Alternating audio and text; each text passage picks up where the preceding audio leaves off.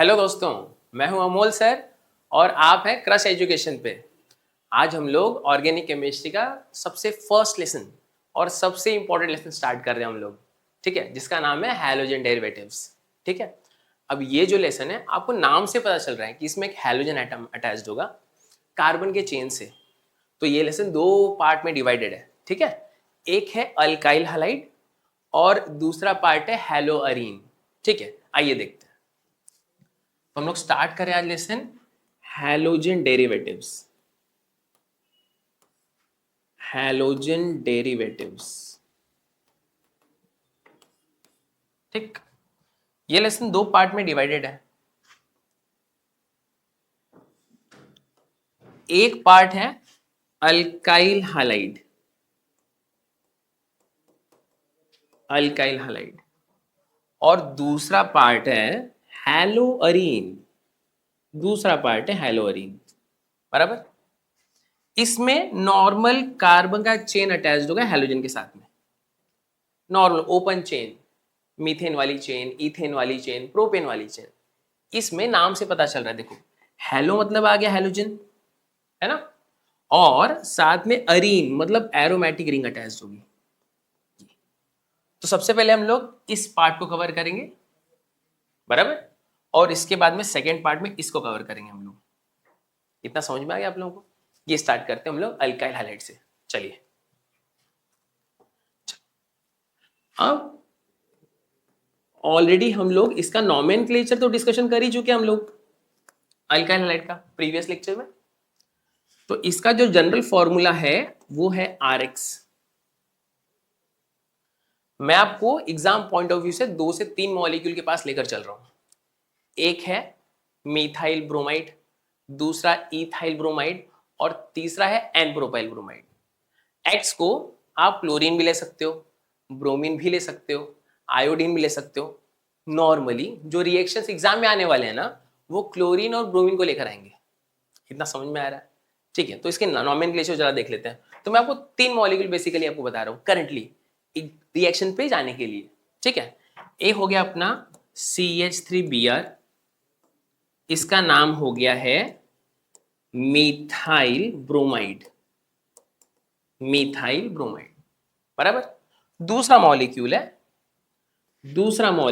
CH3CH2Br, इसका नाम है इथाइल ब्रोमाइड।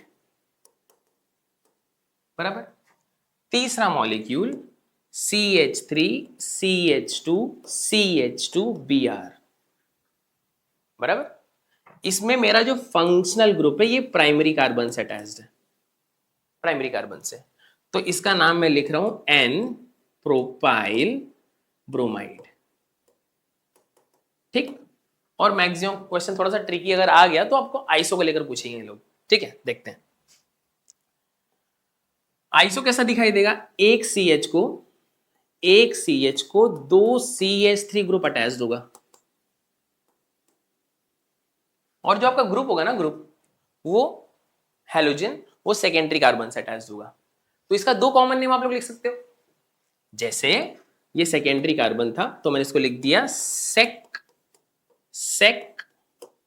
Propyl bromide. ये समझ में आ रहा है आपको?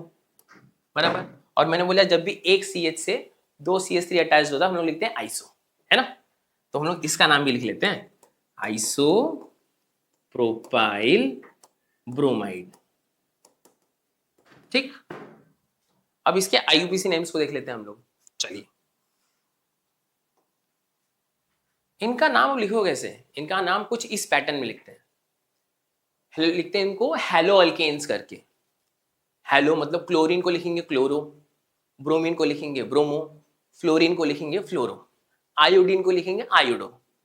तो मिथाइल ब्रोमाइड को लिखेंगे ब्रोमो मीथेन, इथाइल ब्रोमाइड को लिखेंगे bromoethane, n propyl bromide को लिखेंगे हम लोग 1 ब्रोमो प्रोपेन। देखिए यहां पर एक बार, तो मेरा मॉलिक्यूल समझ लो हो गया CH3CH2Br। बराबर, तो मैं इसका नाम लिख रहा हूं इथाइल ब्रोमाइड, हो गया इसका कॉमन नेम, और इसी का IUPAC नेम में लिख रहा हूं ब्रोमो इथेन। ठीक है, इतना समझा? ठीक है, केयर करना, किस बात का केयर करोगे? जब भी 2 कार्बन से ज्यादा आएगा ना तो नंबरिंग कंपलसरी हो जाती है। ठीक है, तो यानी कि जब मैं एन प्रोपाइल ब्रोमाइड ड्रॉ कर रहा हूं, एन प्रोपाइल ब्रोमाइड ड्रॉ कर रहा हूं जब भी मैं, तो इसमें नंबरिंग करनी पड़ेगी। नंबरिंग आप उस कॉर्नर से करते हो जिस कॉर्नर से आपके फंक्शनल ग्रुप को नंबर कम मिले। तो नंबरिंग यहां से करोगे 1 2 3, तो ये हो जाएगा 1 ब्रोमो प्रोपेन। इतना समझ में आ गया आपको?